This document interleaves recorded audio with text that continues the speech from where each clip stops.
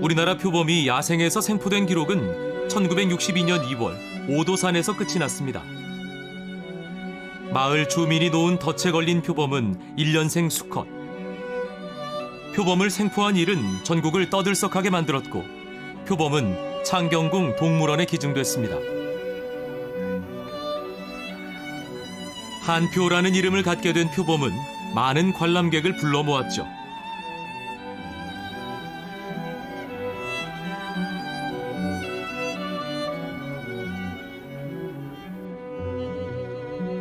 한표는 사람도 먹기 힘든 쇠고기로 식사를 하고 더운 여름엔 선풍기를 쐬는 등 극진한 대접을 받았습니다. 그러다 1973년 동물원에서 사망했죠. 사인은 갇힌 생활로 인해 생긴 비만증이었습니다. 이후 표범은 더 이상 발견되지 않았고 한표는 한국의 마지막 표범이 됐습니다.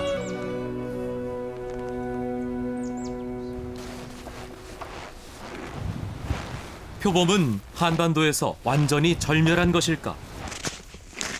표범이 아직 이 땅에 살아남아 있다고 주장하는 이들이 많습니다.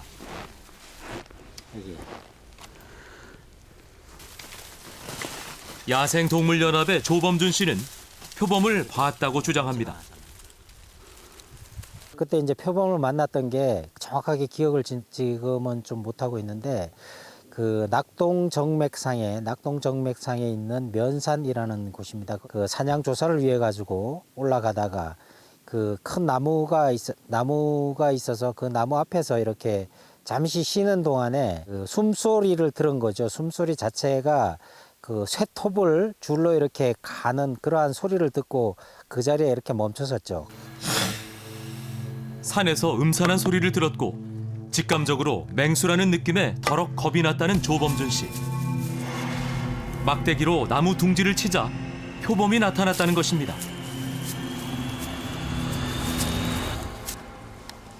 그는 면산에 사는 야생동물을 조사하기 위해 무인 센서 카메라를 설치해두고 매달 찾아와 점검하고 있습니다.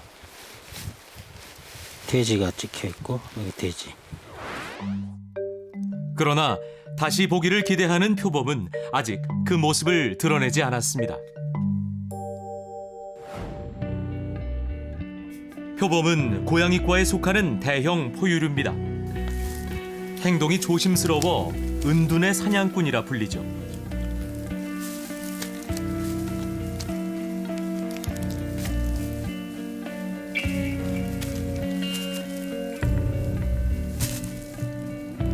줄무늬가 있는 호랑이와 달리 표범은 온몸에 점박이 무늬가 있습니다.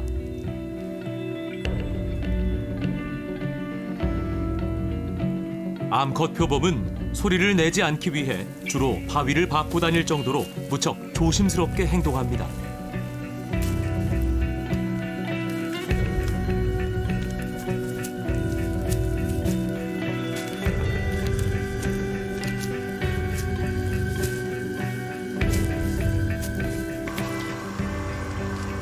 교미는 12월에서 2월 사이에 하며 임신 기간은 약 90일 정도. 보통 두세 마리의 새끼를 낳는데 새끼는 생후 한 달이 지나면 굴에서 나옵니다. 새끼 표범은 2년 가까이 어미의 보살핌을 받은 후 독립하죠. 암컷과 달리 수컷은 좀 더 대담하게 움직입니다. 주 먹잇감인 대륙사슴이 야행성이라 표범도 주로 밤에 사냥을 합니다.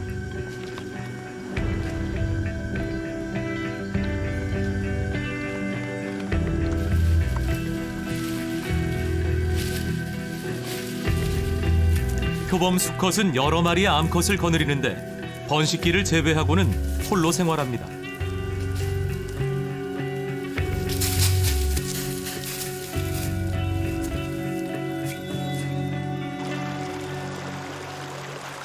한반도는 독특한 자연 환경을 갖고 있습니다. 백두산부터 지리산까지 백두대간이라는 큰 산줄기가 하나로 연결돼 있고 작은 산들이 전국에 그물망처럼 퍼져 있어 야생동물이 살기에 좋은 곳입니다. 전문가들 사이에서는 특히 강원도 북부 지역이 호랑이와 표범의 서식 가능성이 높은 곳으로 꼽힙니다.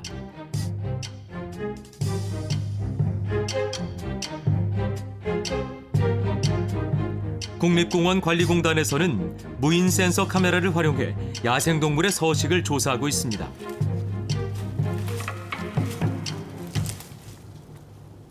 (2009년부터) 강원도 북부 지역에만 150대 이상의 무인 센서 카메라를 설치해 왔습니다.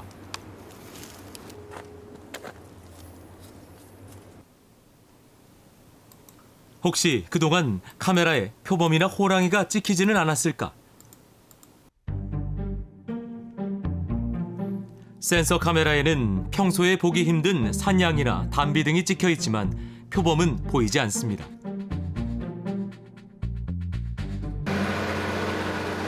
(60년) 동안 사람의 출입이 엄격히 통제되어 온 비무장지대는 어떨까? 국립환경과학원은 2009년부터 비무장지대에 무인 센서 카메라를 80여 대 설치해 모니터링을 하고 있습니다.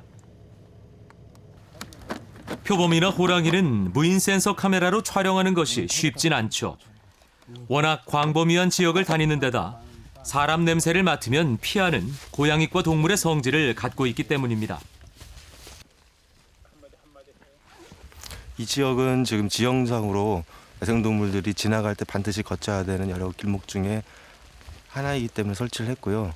또 시야가 카메라에 가리지 않고 폭넓게 동물의 모습이 정확하게 찍힐 수 있는 지점에서 선택했습니다.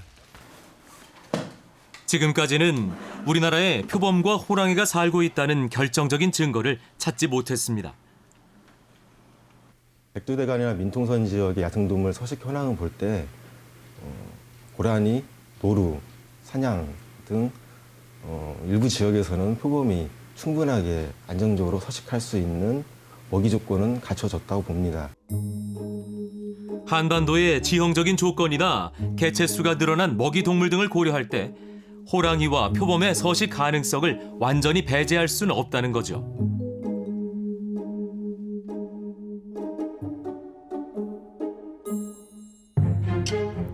현재 지구상에는 총 6종류의 호랑이가 존재합니다.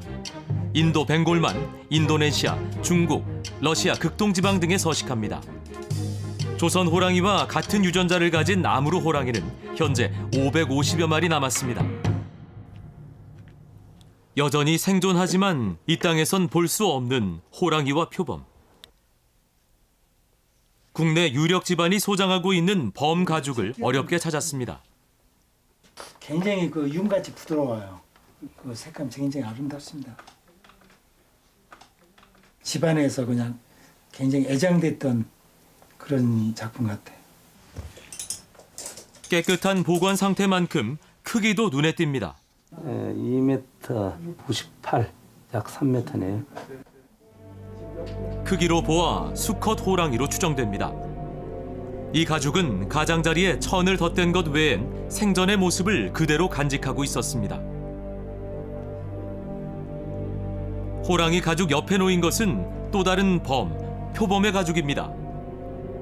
동그란 매화 무늬가 선명하게 박혀 있습니다. 그런데 머리 부분이 독특합니다. 사나운 모습을 띤 머리 형태로 보아 일제 강점기에 포획된 표범일 가능성이 큽니다. 범은 죽고 가죽을 남겼습니다. 과거 호랑이와 함께 한반도에서 번성했던 표범 왕국도 이렇게 가죽 한 점만을 남긴 채 우리 곁을 떠났습니다.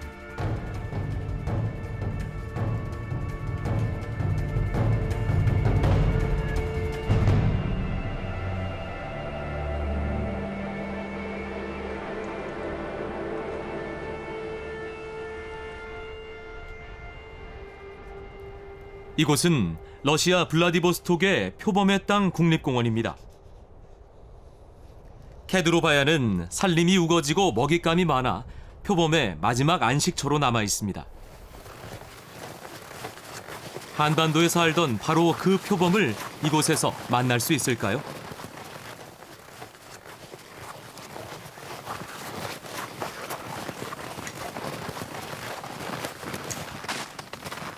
산을 오르길 1시간. 안내를 맡았던 연구원이 발길을 멈췄습니다. 눈 위에 발자국이 드러난 것입니다. 7cm 크기의 선명한 표범 발자국입니다.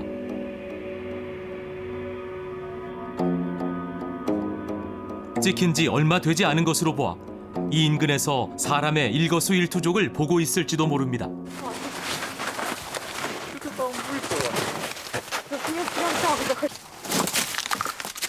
표범은 바위지대를 선호합니다. 표범의 땅 연구원들은 무인 센서 카메라를 출몰 예상 지역에 설치해 표범의 이동을 매일 기록하고 있습니다. На нашей территории стоит более 120 точек с камерами. В каждой точке стоит по 2 камеры. То есть это порядка 240 камер всего. Так как основная наша задача изучить изменение численности леопарда, ловушки стоят для вот этого. А так как мы не можем на каждом метре ловушку поставить, чтобы изучить всех животных, поймать, быть уверенными, мы делим территорию на квадраты 5 на 5 метров. 무인 센서 카메라로 표범을 관찰해 보기로 했습니다.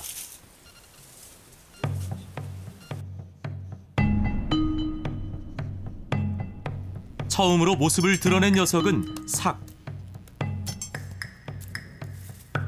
대낮인데도 익숙한 영역인 듯 굴 앞을 어슬렁거립니다.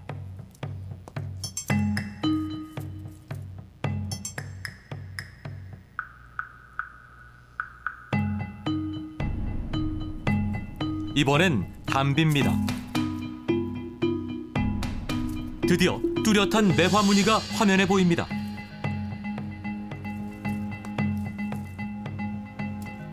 수컷은 우선 다녀간 냄새를 확인하고 자신의 채취를 바릅니다.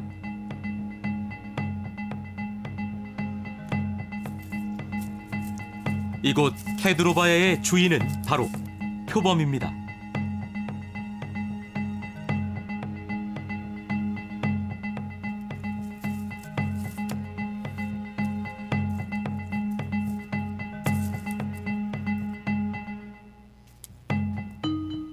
이번엔 또 다른 표범 수컷이 순회에 나섰습니다.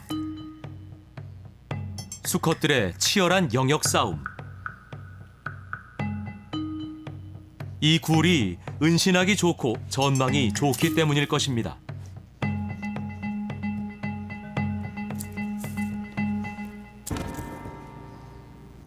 주로 낮은 계곡지대에 사는 호랑이와 달리 표범은 바위지대를 중심으로 오르내립니다.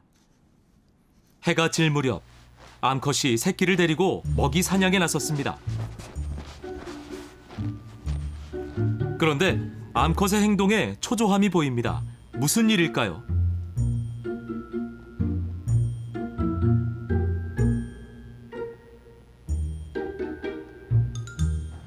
어린 새끼가 있었습니다.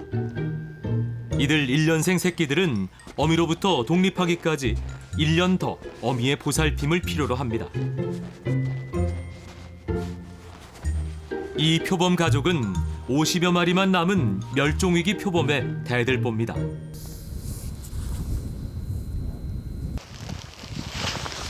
근처 하산 계곡에서 또 다른 흔적이 발견됐습니다. 앞서 발견된 표범의 발자국보다 큽니다.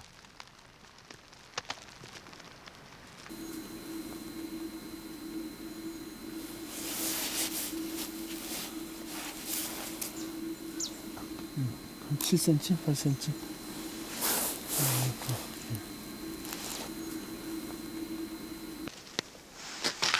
영역을 표시하기 위해 나무에 남겨놓은 발톱 자국도 보입니다. 표범이 여기다가 배설을 했네. 표범이 다니는 길목에 텐트를 치고 잠복에 들어갔습니다.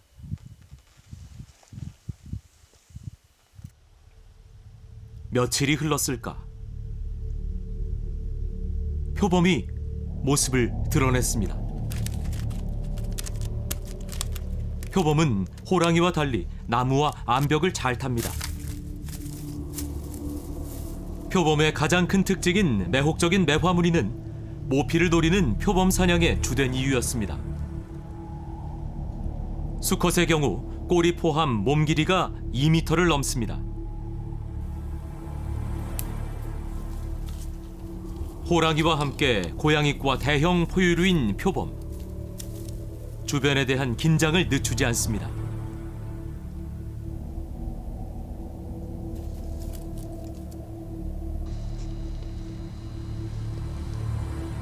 드디어 유인용 먹이에 접근했습니다.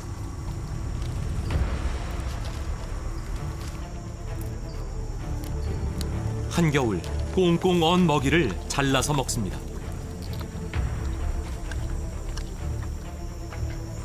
표범은 토끼는 물론이고 노루나 대륙 사슴까지 사냥합니다. 호랑이 다음의 생태계 조절자 표범. 20세기 초까지만 해도 러시아보다 한반도에 표범이 더 많았습니다.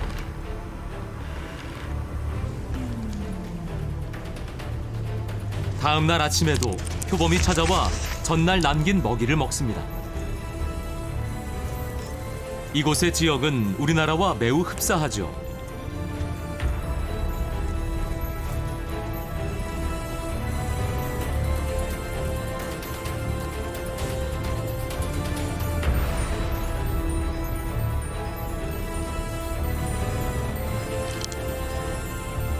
과거 표범의 왕국 시절 한반도 야생의 모습은 바로 이런 것이 아니었을까요?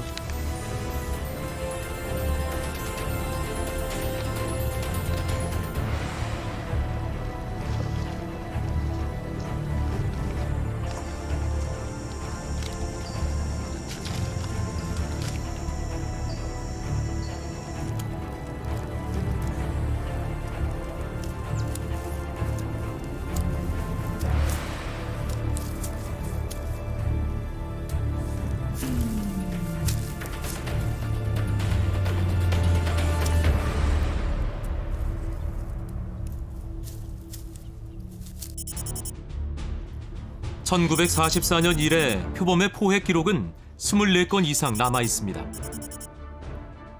가축 피해를 거의 주지 않고 고산의 바위지대를 선호하는 표범은 호랑이보다 늦게까지 살아남았습니다.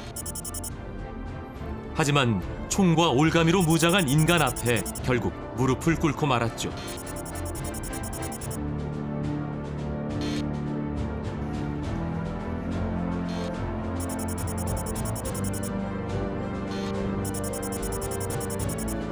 (1970년) 함안 여항면에서 잡힌 표범. 남한 땅 마지막 공식 야생 기록입니다.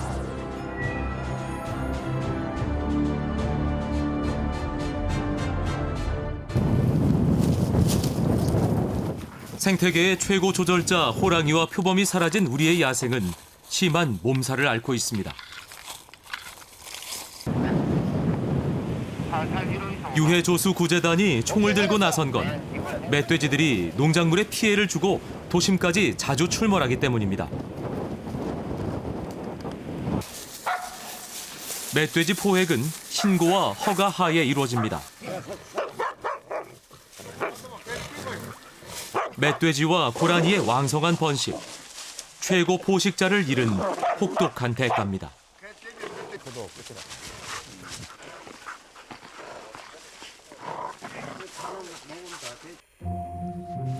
그러나 우리에게 희망은 아직 있습니다. 호랑이가 나타난 곳은 중국의 홍더우산.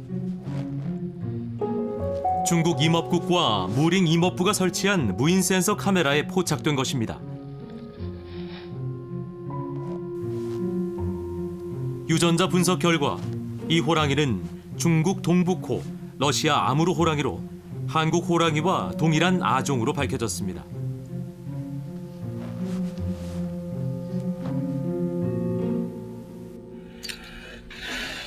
세계 야생동물기금 WWF 아무르 지부는 현재 멸종위기에 놓인 아무르 호랑이를 보호, 복원하는 프로젝트를 진행하고 있습니다.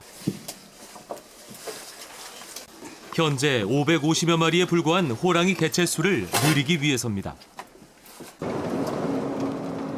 구조된 호랑이를 야생으로 되돌려 보내는 일은 가장 중요한 임무 중 하나.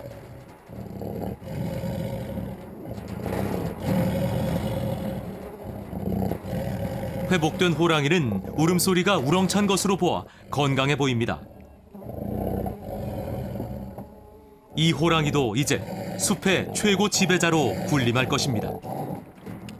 Для этого, конечно, нужно сотрудничать с Северной Кореей для того, чтобы понять, есть ли перспективы обитания тигра на этой территории, есть ли перспективы прохождения этих тигров к Южной Корее.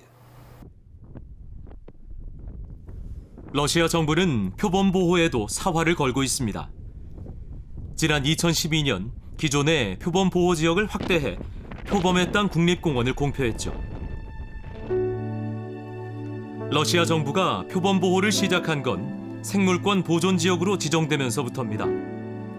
야생동물 보호를 위해 연구자들 외에는 사람들의 출입을 금하고 있죠.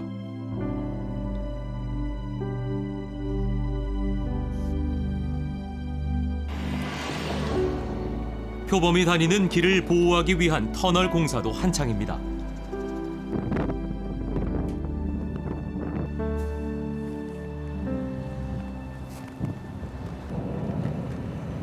러시아 정부는 앞으로 국립공원에 연간 약 15억 원의 예산과 시설 투자비 약 180억 원을 들일 예정입니다.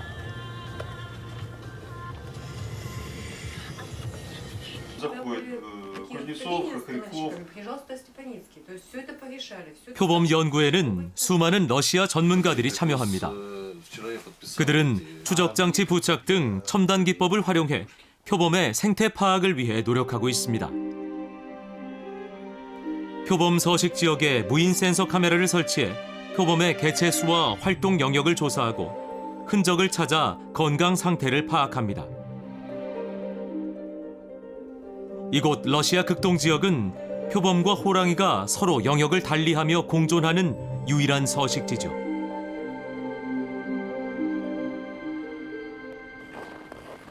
과거와 마찬가지로 현재도 이들의 생존을 가장 위협하는 것은 밀렵입니다.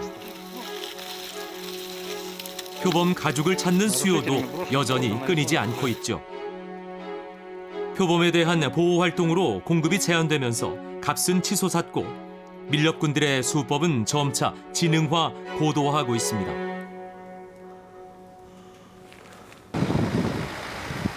표범의 땅 국립공원 내의 밀렵 감시 활동은 아주 철저합니다. 이들은 표범은 물론이고 표범의 먹이 동물인 노루, 사슴, 토끼, 너구리 등에 대한 밀렵 감시 활동도 소홀히 하지 않습니다.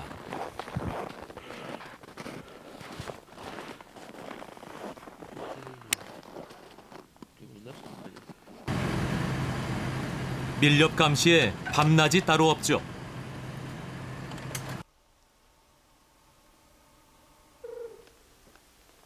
이곳의 표범들은 감시원들의 보호 아래 인간의 위협으로부터 비교적 안전한 삶을 누리고 있습니다.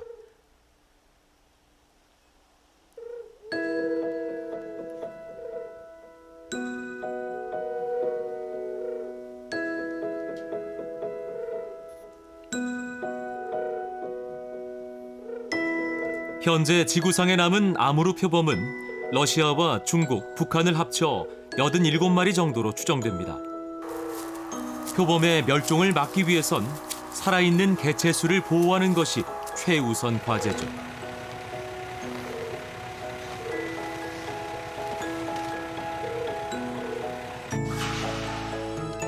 표범 보호 활동이 강화되면서 러시아에서는 5년 전 30마리 정도였던 아무르 표범의 개체 수가 약 1.5배 증가했습니다.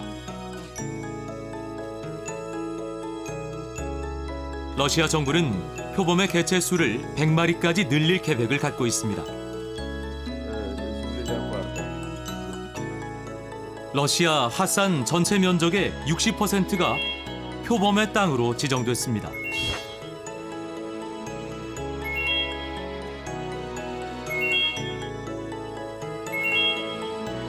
우선은 지금 러시아와 중국 접경 지대에 남아있는 호랑이와 표범이 없어지지 않도록 해야 됩니다.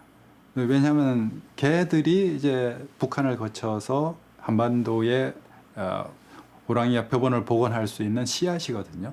그 씨앗이 사라지면은 희망이 사라지게 됩니다. 지금처럼 아무르 표범과 호랑이의 개체 수가 계속 늘어난다면 그들이 국경을 넘어 우리나라로 남하할 가능성이 높아집니다.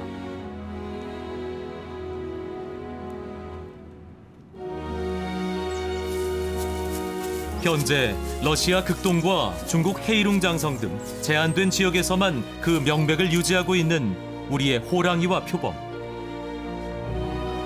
이들을 보호하는 것이야말로 한국 호랑이와 표범을 보존하는 길입니다.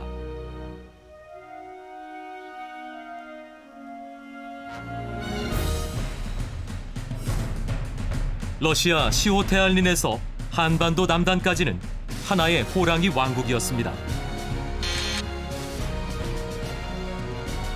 동일한 유전자를 가지고 서로 교류하면서 살아온 하나의 가족이었죠.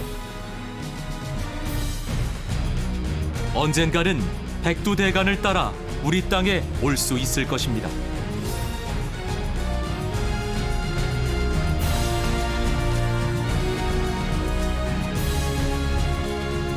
한국 호랑이와 표범은 아직 살아 있습니다.